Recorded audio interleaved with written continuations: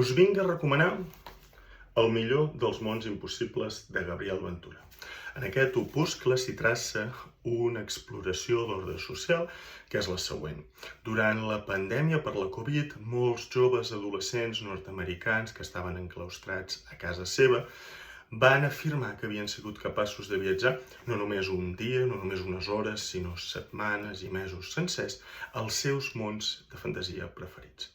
Aquesta idea, la de la transportació de la consciència o la ment o l'ànima en una altra dimensió, és explorada en aquest assaig a través dels postulats de la física quàntica, sense oblidar-se de què diuen les religions New Age i també abordant qüestions filosòfiques com seria la crítica al capitalisme i per què desitgem viure en un món fantasiós i no pas en la pròpia realitat. Es tracta d'un assaig molt interessant que, a més, traça els orígens d'aquesta teletransportació de la consciència en una pràctica del Renaixement com era el teatre de la memòria.